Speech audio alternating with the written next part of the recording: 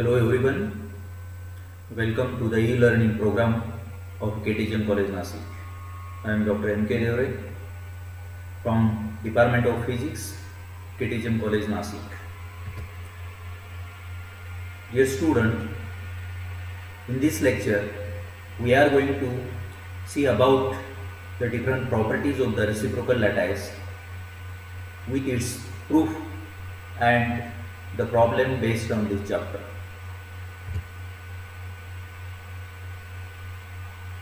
Students,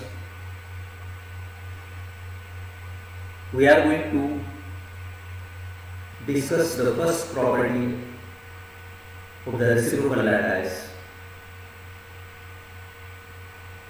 and it is the reciprocal of a reciprocal lattice is a direct lattice. Now here we are going to prove this property of a reciprocal lattice. Now for this we have to consider the expression of the reciprocal lattice. Now in previous chapter we have already obtained the relation between the reciprocal lattice vector and the direct lattice vectors.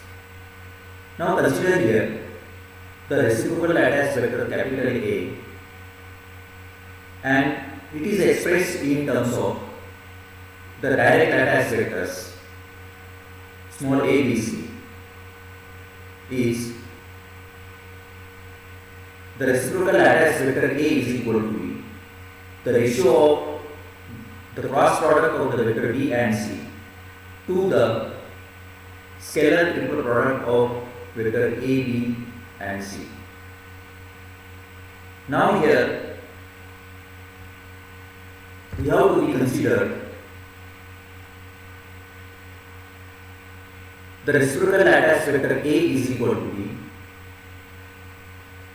the vector A star, the reciprocal lattice vector B is equal to B, vector B star, and the reciprocal lattice vector C is equal to B, vector C star. By substituting these values in equation number 1, therefore the equation number 1 becomes the vector A star is equal to B, the vector B cross vector C divided by the scalar triple product of the vector A, B and C. Now by taking the reciprocal of this equation, now we get the vector A star and its star.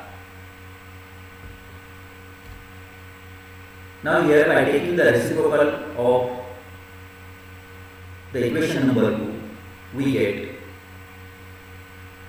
the reciprocal of the vector A star is equal to B, the cross product of the reciprocal of the vector B and the vector C divided by the scalar triple product of the reciprocal of vector A, vector B and the vector C. Now by multiplying the scalar product of vector A and vector A star on the RHS of the equation number 3, because we know that the scalar product of the vector A and its reciprocal is equal to 1. Therefore, the equation number 3 becomes the reciprocal of a vector A star is equal to B. By multiplying this scalar product of the vector A and its reciprocal into the vector B star cross vector C star divided by the scalar triple product of the vector A star, B star and the C star. Therefore we get equal to be the vector A. Therefore the vector, the reciprocal of the vector A star is equal to, we get the vector A. Therefore, the equation number 3 becomes the vector A is equal to B, the cross product of the vector B star and the vector C star divided by the scalar triple product of vector A star, vector B star and the vector C star. Therefore, by using the initial consideration, we can write the vector A is equal to B, the reciprocal lattice vector B cross vector C divided by the scalar triple product of the reciprocal lattice vectors A, B and C. That is, we get the relation in between the direct lattice and the reciprocal lattice. That is, the direct lattice can be expressed in terms of the reciprocal lattice vectors. And initially we have considered the relation between the reciprocal lattice vector is equal to B, the direct lattice. Therefore, we can say that the reciprocal of the reciprocal lattice is the direct lattice. Now, in this way, we can prove the first identity or the first property of the reciprocal lattice. Now, we are going to prove the second property of the reciprocal lattice vector. The volume of the unit cell of the reciprocal lattice is inversely proportional to the volume of the unit cell of the direct lattice.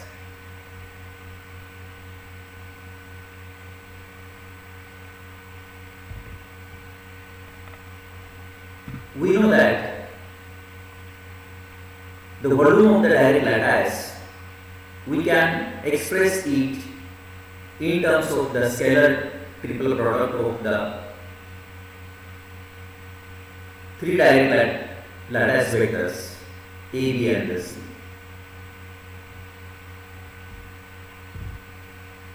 And the volume of the reciprocal lattice can be expressed in terms of the scalar triple product of the reciprocal lattice vectors capital A, capital B and the capital C.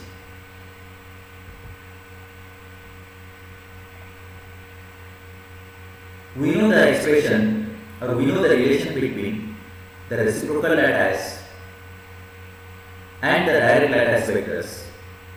Now that is vector capital A is equal to B. The ratio of the cross product of the direct lattice B and C to the scalar triple product of the direct lattice vector A, B and C. Similarly, we can write the relation of a reciprocal lattice vector B and the reciprocal lattice vector C.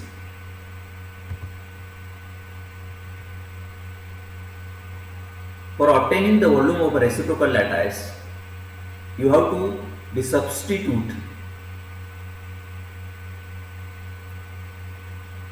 the values of the vector A, B and C. Therefore, we can write the scalar triple product of the three reciprocal lattice vector is equal to B by taking the scalar triple product in this way.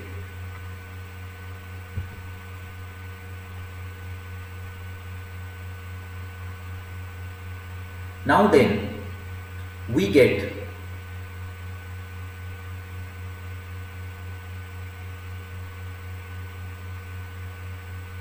the vector B cross vector C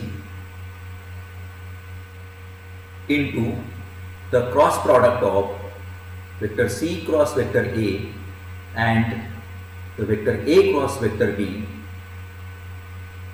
divided by the cube of the scalar triple product of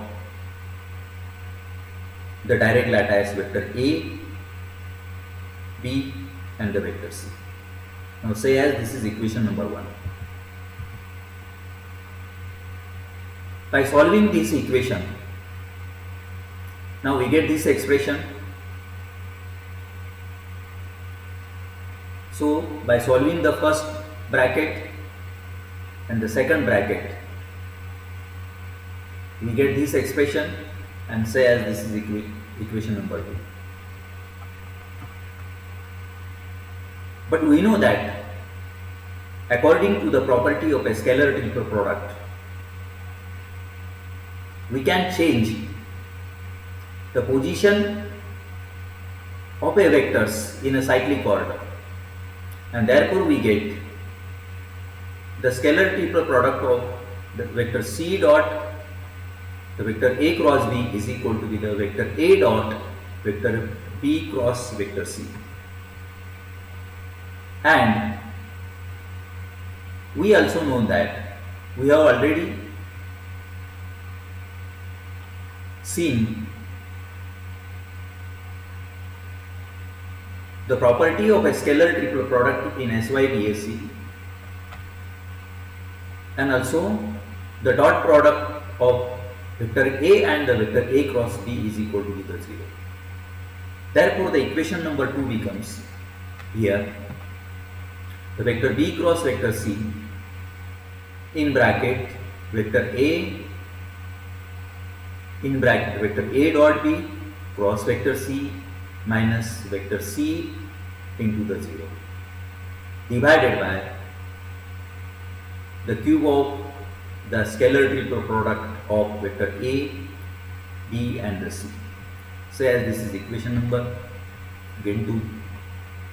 Therefore, we get here, by solving this here, we get the square of vector A dot vector B cross C divided by the cube of vector A dot vector B cross C. Therefore, we can write by cancelling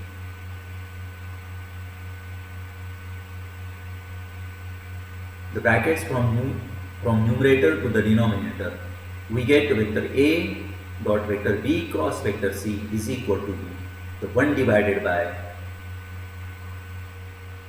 the scalar triple product of the direct lattice vector A dot vector B cross vector C. Now we can write in this way also. The scalar triple product of the direct lattice is equal to B. The scalar triple product of the reciprocal lattice vectors. That is, we can say that the volume of a direct lattice is nothing but the reciprocal, the volume of the lattice vectors. Now in this way we can prove the second property also. Now the third property is that every reciprocal lattice vector is perpendicular to the direct lattice. Now when we are going to show that the reciprocal lattice vector is perpendicular to the direct lattice,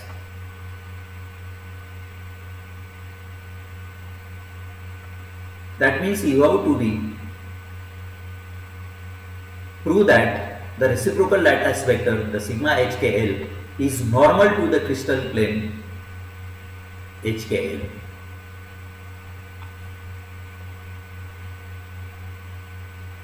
And for that, we have to prove the scalar product of reciprocal lattice vector and the vector lying in the plane, it should be the 0. That means you have to take the scalar product of the reciprocal lattice vector and the vector lying in the HKL plane. Now for that, now consider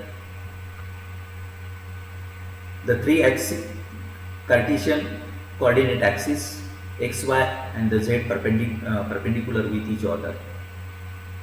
Now consider the point P, Q and R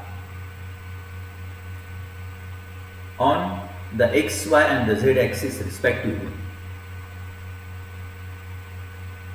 If we connect these three points, then there will be the formation of a plane, and consider the HKL plane and consider the Miller indices of this plane are the HKL. And also consider here the two vectors M and N which are lying in this HKL plane.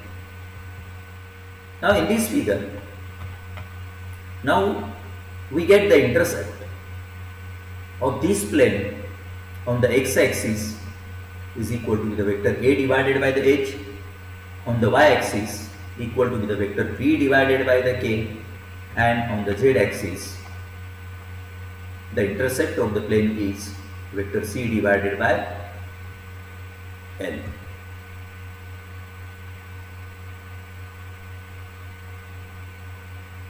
By the law of triangle and from the geometry of the figure, now we can write the vector OQ plus vector PQ is equal to the vector OP. Now then, by substituting the values of the vector OP, vector OQ and the vector OR, we get the vector B divided by the K plus vector N is equal to the vector A divided by the H. Therefore, we can write it in terms of the vector N, and the vector N is equal to the vector A divided by the H minus vector B divided by the K. Now then, we have to prove the scalar product of the vector lying in the HKL plane. Now that is the first vector we have considered, the N, and by taking its scalar product with the reciprocal lattice vector, so we can write here the vector N dot the vector sigma HKL, and it is equal to the vector A divided by the H minus vector B divided by the K into the vector sigma HKL. Now, but we know that we have already obtained the relation of the reciprocal lattice vectors.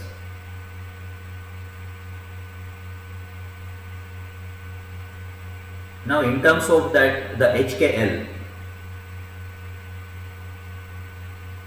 so the sigma HKL is equal to the H vector A plus K vector B and plus L vector C. Now, by taking the scalar product of these two, we can write the expression in this way.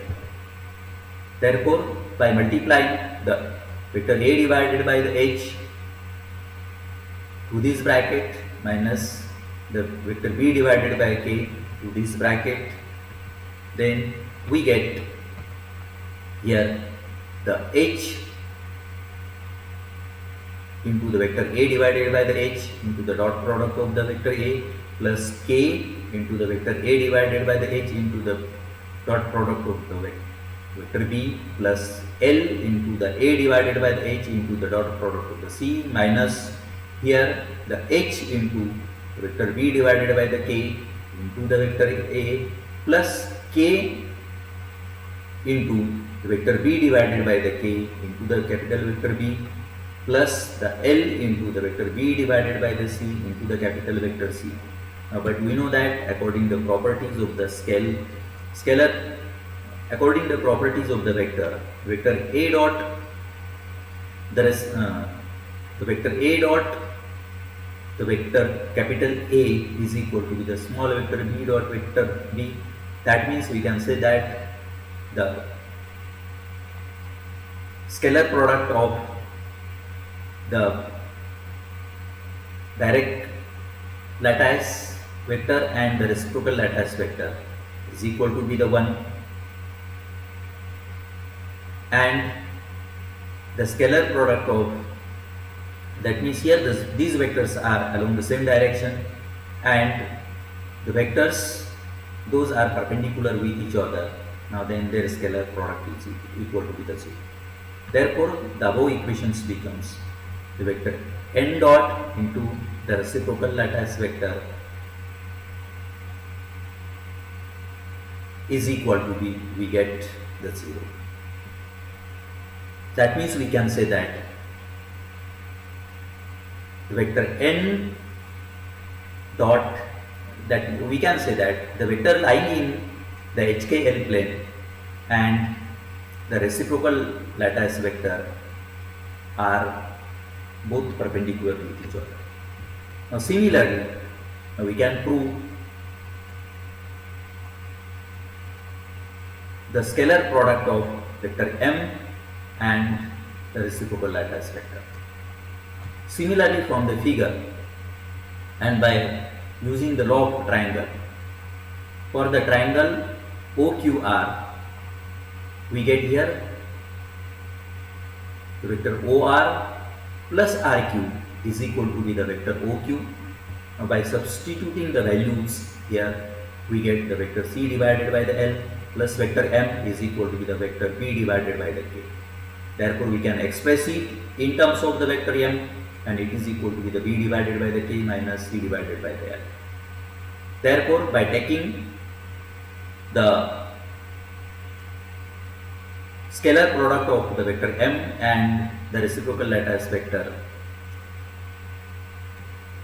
in this way we get, by substituting the values of the reciprocal lattice vector, so we get here the same thing is here. Now if we take the scalar product of these two brackets, now then the same thing is here. According to the properties of a scalar product, that means the vectors which are along the same direction and the vectors which are perpendicular with each other, we get, now we get here the scalar product of the vector M and the vector sigma HKL equal to the 0. Thus we can say that the reciprocal lattice vector sigma HKL is normal to the plane containing the vectors M and N, which is the direct lattice planes. Now in this way we can prove the third property of a reciprocal lattice also. So remember about these three properties of the reciprocal lattice. Now we are going to solve the problem. The first problem is to calculate the lattice constant of the NaCl crystal using the weight of NaCl. Is given here the 58.45. The density of the NaCl is equal to be the 2170 kg per meter cube. The Avogadro's number is given here. Now let us first write the given things.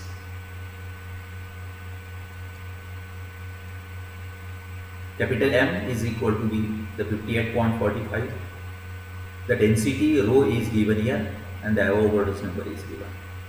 The formula useful to solve this problem is the density of the crystal, and it is given as the rho is equal to be the N into the capital N M divided by the AQ into the Na, where N is the number of the atoms present in the unit cell. Therefore if you want to determine the lattice constant, so you have to be rearrange the terms, and we can write the AQ is equal to be the small n into the capital M divided by the rho into the n. By substituting these values, we get the lattice constant, and now here the value of the lattice constant, we get the A is equal to be the 0.564 angstrom unit.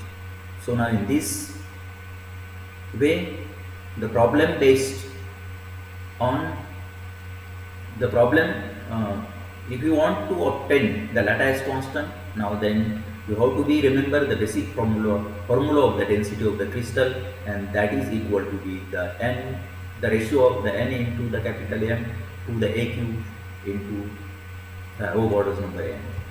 Now the second problem is how you have to be calculate here how many atoms per millimeter square surface are there in the 110 plane and 11 plane for the copper which has the FCC structure, and the lattice constant is given, the A is equal to be 3.61 into 10 raised to minus 10 meter. Now then you have to be first take the 110 plane.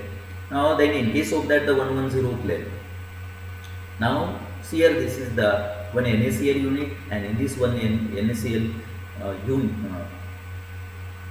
unit you have to be consider here that the 110 plane. So in this unit cell, now consider here this is the x-axis, this is the y-axis, and here this is the z-axis. So here its Miller indices are the 110. Therefore we can draw the plane in this unit cell, say as the A, B, C and the D. Now by using the formula, the number of the atoms per unit area is equal to the total number of the atoms per unit cell divided by the area of the unit cell. So for the calculation of the number of the atoms per unit area, you have to determine the two things. One is the total number of the atoms per unit cell, and second thing is the area of the unit cell. Now we are going to first determine the total number of the atoms of the unit cell. Now in this case here, now consider here this is the unit cell. Now in case of this unit cell, now in this 110 plane, now there are the 4 atoms at these 4 corners here, and the 2 atoms at the center of the 2 faces of this unit cell. But in this case here, the atoms which are at the corner of this unit cell, their contribution is only the 1/4, and the atoms which are at the center of the face of this unit cell, their contribution is only the 1/2. Therefore we can write the total number of the atoms equal to be the 4 multiplied by the 1/4 plus 2 multiplied by 1/2, and so we get here 40. Therefore in this NaCl unit, now in this FCC type of the structure, now there are the 2 atoms per unit cell. Now then we are going to determine the area of the unit cell. Now then the area of the unit cell is simply that the base multiplied by the height, and now here this is the DC is the base and BC is its height. Therefore if we consider A is the length of the edge of the unit cell, therefore we can write the A into the A multiplied by √2. So here this is the diagonal of the unit cell, and by using this triangle, we can determine the value of this diagonal, and its value is equal to the A into √2 by using the Pythagoras theorem. Therefore the area of the plane equal to the A square √2. If we substitute the value of A, that is the lattice constant, we get this here. Therefore the number of the atoms per millimeter square is equal to the total number of the atoms per unit cell are equal to the 2 divided by its area, and this way we get the total number of the atoms per unit per millimeter square is equal to the 1.08 into 10 raised to minus 13 atom per millimeter square. So, to solve such a type of the problems, students, you have to remember the formula. Number of the atoms per unit area is equal to the total number of the atoms per unit cell divided by the area of the unit cell. Now, similarly, in case of that, the second problem, that is the second plane, the 1-1 plane. Now similarly consider here the x, y, and the z axis, which is along, that means you consider here this one of the corner of this unit cell or the cube, along these three axes, and if we connect these three axes, so there will be the formation of the 1-1 plane. So ABC, consider here that ABC is the triangle which forms the 1-1 plane here. Now then, in case of that, the first thing is you have to determine how many number of the atoms are in this unit cell. Now, in case of that here, in 1-1 plane, now there are the three atoms which are at the three corners. But now, in case of that, if we look here that at the 1-1 plane, it appears that there are the three lattice points present on the 1-1 plane. However, each lattice point is shared by the 6 equivalent 1-1 planes.